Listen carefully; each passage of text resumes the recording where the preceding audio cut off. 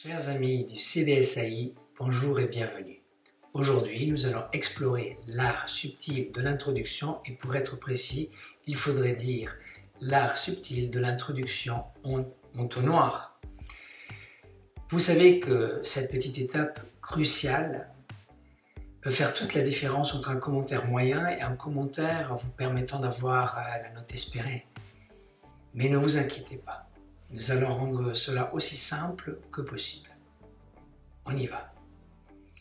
La première étape à rappeler est la question de la mise en page. La première chose donc est le fait qu'une introduction contient 4 parties, mais qu'elle est proposée comme un bloc unique.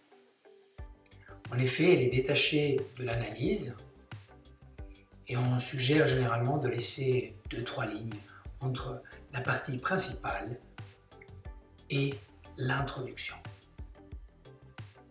Clair jusque-là? J'espère que l'image vous aura permis de bien comprendre ce que j'essaie de vous expliquer. Alors, le contenu maintenant de cette introduction. La première chose à faire, c'est l'accroche. La première étape est donc l'accroche et c'est ce qui vous permettra d'avoir une introduction en béton armé. Alors imaginez que vous essayez de capturer l'attention de votre professeur avec un aimant.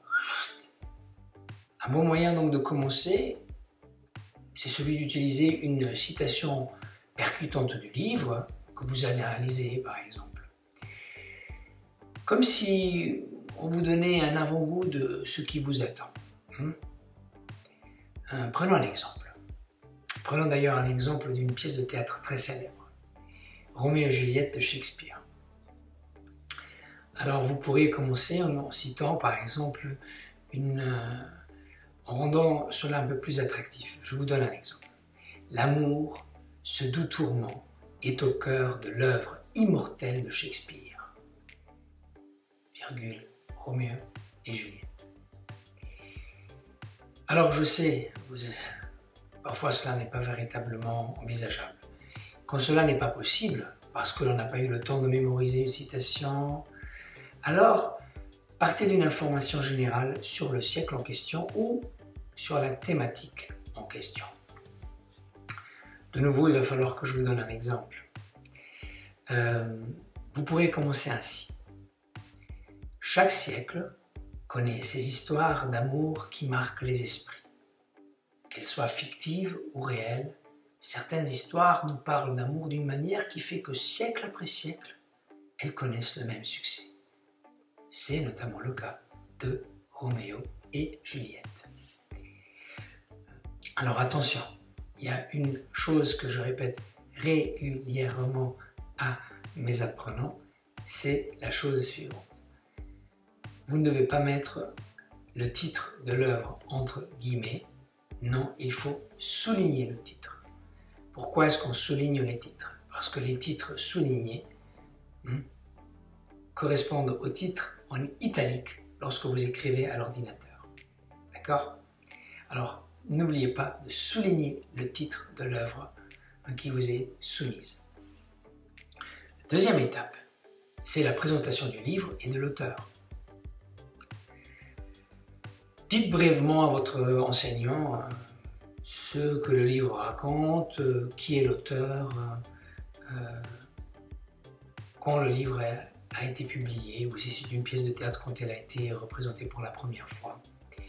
Et pour vous expliquer, pour vous donner un exemple, reprenons la pièce de théâtre de Roméo et Juliette.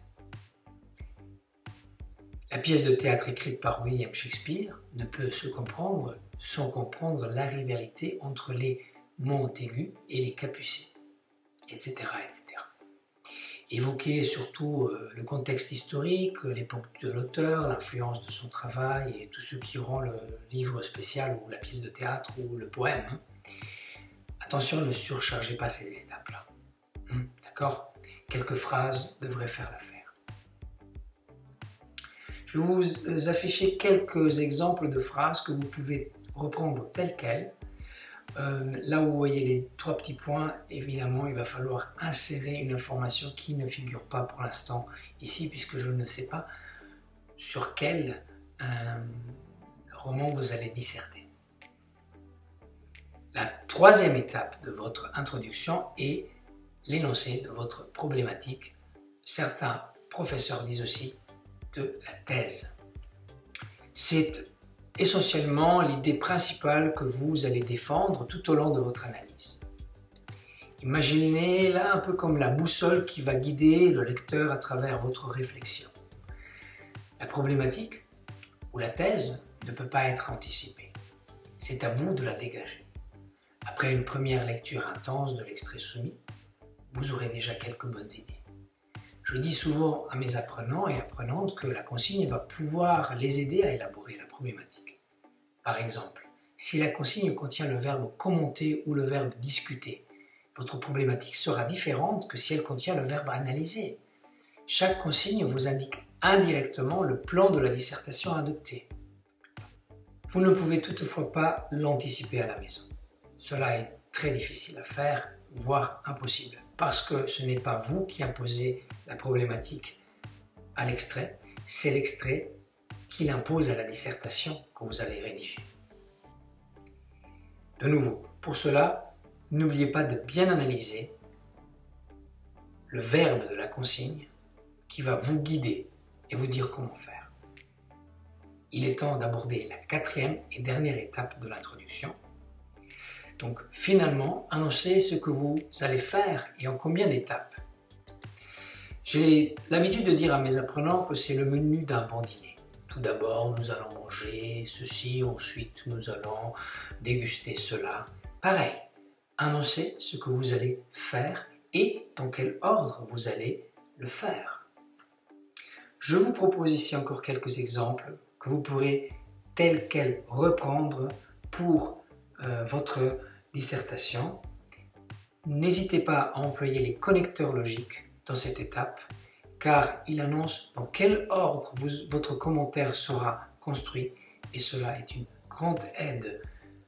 Tout d'abord, pour l'apprenant, parce qu'il sait comment il va mener sa réflexion, mais aussi pour celui qui va évaluer votre dissertation, car il va voir si votre pensée est bien structurée et claire.